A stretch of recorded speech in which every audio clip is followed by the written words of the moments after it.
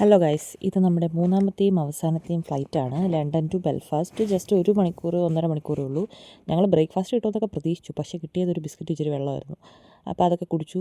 പിന്നെ ഈ ഫ്ലൈറ്റ് പെട്ടെന്ന് എത്തി, ഒരു മണിക്കൂർ കൊണ്ട് എത്തി. അവിടെ എത്തിയപ്പോൾ ചുണ്ടൊക്കെ ഉണങ്ങി ഒരുമാതിരി തൊലിയൊക്കെ പറഞ്ഞ മാതിരി ആയിപ്പോയി, കാരണം വാസലിനെല്ലാം പെട്ടിക്കകത്തായിരുന്നു. പിന്നെ നമ്മൾ ലഗേജ് എല്ലാം കളക്ട് ചെയ്തു, പുറത്തിറങ്ങി ക്യാബ് വിളിച്ചു. ഇവിടെ ജസ്റ്റ് നമ്മൾ ഓട്ടോ ഓടിക്കുന്ന പോലെ പുറത്തോട്ടിറങ്ങി ക്യാബ് വിളിച്ചു. ഈ ഒരു മുട്ടത്തലയും ചേട്ടനാണ് എനിക്ക് കിട്ടിയത്. അങ്ങനെ ഞങ്ങൾ ഞങ്ങളുടെ അക്കോമഡേഷനിലേക്ക് പോയിക്കൊണ്ടിരിക്കുകയാണ്. എയർപോർട്ടിൽ നിന്നൊരു 10 മിനിറ്റ് ദൂരമേ ഉള്ളൂ.